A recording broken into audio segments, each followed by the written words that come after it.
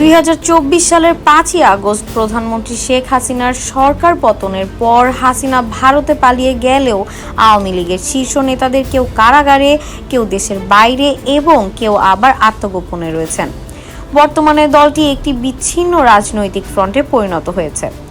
এদিকে আত্মগোপনে থাকা বেশ কয়েকজন আওয়ামী লীগ নেতার সঙ্গে কথা বলে একটি প্রতিবেদন প্রকাশ করেছে ইন্ডিয়ান এক্সপ্রেস, যেখানে একেএম মোজাম্মেল হক, নাঈম রাজ্জাক, আফম বাহাউদ্দিন নাসিম, পঙ্কজ দেবনাথ, সাইফুজ্জামান শেখর, আসাদুজ্জামান খান কামাল এবং মাহবুবুল আলম হানিফের বক্তব্য তুলে ধরা হয়েছে। প্রতিবেদনের শিরোনামে বলা হয়, গোপনে আশ্রয় নিয়ে হাসিনার সঙ্গে যোগাযোগ রাখছে আওয়ামী লীগের শীর্ষ নেতারা। তবে প্রধান উপদেষ্টা অফিসের প্রেস উইং এই প্রতিবেদনে মিথ্যাচার এবং বিভ্রান্তি উল্লেখ করে দাবি করেছে এটি একটি সুপরিকল্পিত প্রচারণার অংশ।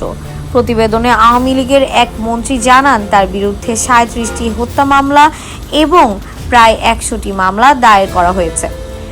প্রতিদিন তার ঠিকানায় আইনি নোটিশের বান্ডিল পাঠানো হচ্ছে। অন্যদিকে আওয়ামী লীগের এক নেতা জানান, তার বাড়ি, বাবার বাড়ি এবং ভাইদের বাড়ি পুড়িয়ে দেওয়া হয়েছে। এমন কঠিন পরিস্থিতিতেও নেতাকর্মীদের মধ্যে দেশে ফিরে জনগণের জন্য কাজ করার আশা রয়ে গেছে।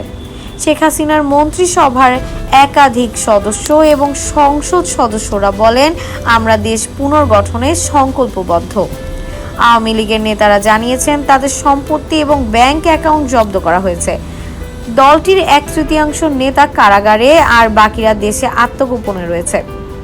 কেউ কেউ দেশের বাইরেও লুকিয়ে আছেন। এদিকে শেখ হাসিনার শেষ মন্ত্রিসভার মুক্তিযুদ্ধ বিষয়ক মন্ত্রী একেএম মোজাম্মেল হক জানান, দলের হাজার হাজার কর্মী উচ্ছেদের শিকার। তারা খাদ্য কিনতে পারছেন না, তবে তৃণমূল কর্মীদের মনোবল এখনো অনেক উঁচু। তিনি বলেন, আমরা ভারতের সহায়তায় পাশাপাশি আন্তর্জাতিক সমর্থন প্রত্যাশা করছি। প্রতিবেদনে একেএম মোজাম্মেল হক আরও জানান, সিনিয়র নেতারা মনে করেন, আমাদের সবার 26শে মার্চ স্বাধীনতা দিবসে বাংলাদেশে ফিরে যাওয়া উচিত।